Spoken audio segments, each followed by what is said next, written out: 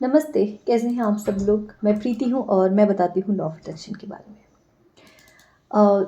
आप लोग वीडियो के टाइटल से समझ गए होंगे कि मैं क्या बताना चाहती हूँ कि आपको कुछ भी मैनिफेस्ट करना है ना, उससे पहले आपको खुद को मैनिफेस्ट करना बहुत ज़्यादा ज़रूरी है। मैं हमेशा आपको ये बोलती हूँ कि लॉ ऑफ अट्रैक्शन को सिर्फ मैनिफेस्टेशन के नज़रिए से आप मत देखिए। लॉ ऑफ अट्रैक्शन आपकी पूरी लाइफ को बदलने की ताकत रखता है। बस इसको थोड़ा डीप जाके हमें समझना रहता है, राइट? मैं ऐसा आपको क्यों कह रही हूँ कि अ, आपको कुछ भी मैनिफेस्ट करने से पहले खुद को मैनिफेस्ट करना ज़रूरी है, वो इसलिए ताकि आपको डिस्प्रेशन ना आए, ताकि आपको रेजिस्टेंस ना आए जब भी आप कुछ मैनिफेस्ट करने जाएंगे। खुद को मैनिफेस्ट करने के बाद, ठीक है, खुद को सेल्फ लव देने के बाद, तो जो कुछ भी आप मैनिफेस्ट करेंगे ना, उसमें वक्त नहीं लगेगा, क्योंकि मैनिफेस्टेशन में वक्त नहीं लगता है। हम अपनी मैनिफेस्टेशन में इतनी सारी रेजिस्टेंस क्रिएट कर देते हैं कि वक्त वहाँ पे लगता है। ओके, इसीलिए जब भी कोई एक आप बेहतर लाइफ कोच को सुनेंगे, वो हमेशा बोलेंगे कुछ भी मैनिफेस्ट करने से पहले स्टार्ट डूइंग सेल्फ लव। खुद से प्यार कीजिए, क्योंकि जब आप किसी से प्यार करते हैं ना, तो उसको किसी भी चीज़ के लिए परेशान करना बंद कर देते हैं आप, राइट? हमेशा ऐसा करते हैं ना, जब आप किसी से सच्चा प्यार करने लगते हैं तो आप उसको किसी भी चीज़ के लिए परेशान करना बंद कर देते हैं कि मुझे ये चाहिए, मुझे वो दो, वो दो। आपको लगता है अगर वो इंसान खुश है तो सबसे बड़ा गिफ्ट मेरे लिए यही है। तो ये चीज़ हम खुद के लिए भी तो कर सकते हैं, राइट?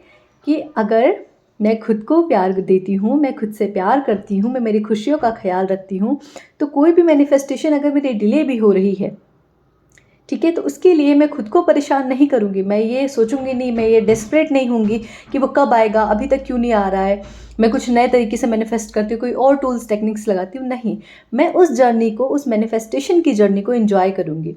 ये बस ये वैसे ही है कि जब एक बच्चा इस दुनिया में आता है, ठीक है, और वो आते के साथ अगर सबसे बात करना शुरू कर दे, चलना शुरू कर दे, तो आप उसको हजम नहीं कर पाएंगे। वो आपके लिए एक बहुत अलग सी चीज़ होगी, राइट? नेचर के खिलाफ एक अलग सी चीज़ होगी। सो जो आपकी मैनिफेस्टेशन की जर्नी है ना, आपने कोई चीज़ यूनिवर्स से मांगा, ठीक है, आपने उसके लिए मैनिफेस्टेशन की टेक्निक्स करी, ठीक है, अब आप उसको छोड़ दीजिए।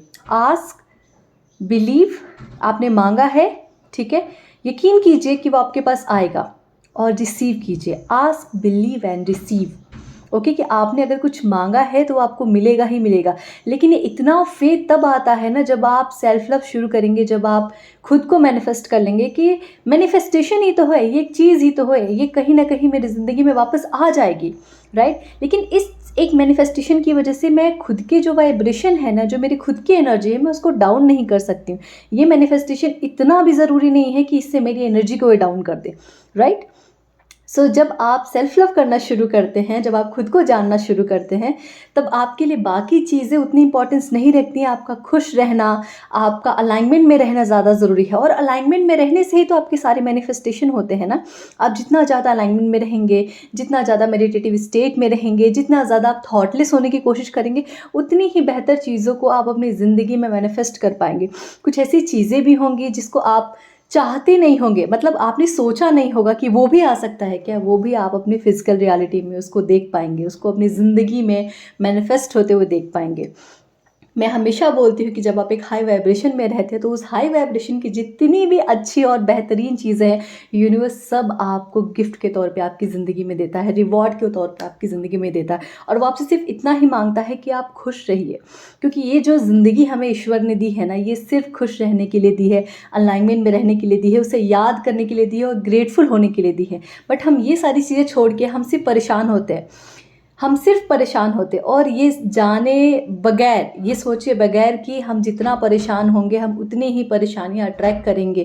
क्योंकि लॉ ऑफ अट्रैक्शन वही बोलता है, जो आप बोलते हैं, जो आप सोचते हैं, जो आप देखते हैं, आप वही अट्रैक्ट करते हैं। ये सबको जानते हुए भी हम फिर भी ये गलतियां करते रहते हैं।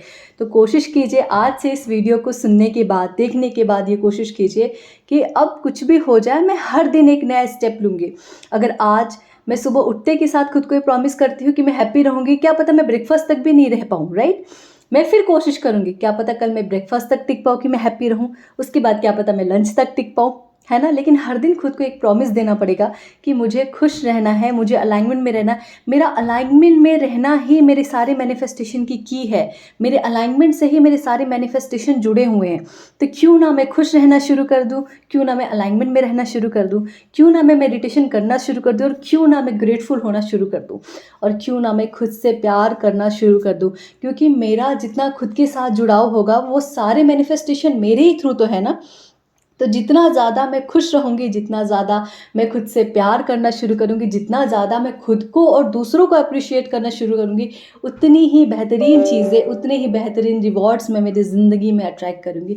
यही है मैनिफेस्टेशन का सिद्धांत। यही है मैनिफेस्टेशन का सिद्धांत कि कुछ भी अट्रैक्ट करने से पहले आप खुद को मैनिफेस्ट कीजिए। कुछ भी मैनिफेस्ट करने से पहले आपका स्वयं का खुद के साथ लगाव होना, स्वयं का खुद को जानना वो सबसे ज़्यादा ज़रूरी है। Okay, thank you so much मुझे सुनने के लिए and I am so grateful. Thank you. मैं उम्मीद करती हूँ कि आपको ये वीडियो समझ में आया होगा। कुछ भी डाउट लगे आप मुझे कमेंट कीजिए। ठीक है, थैंक यू।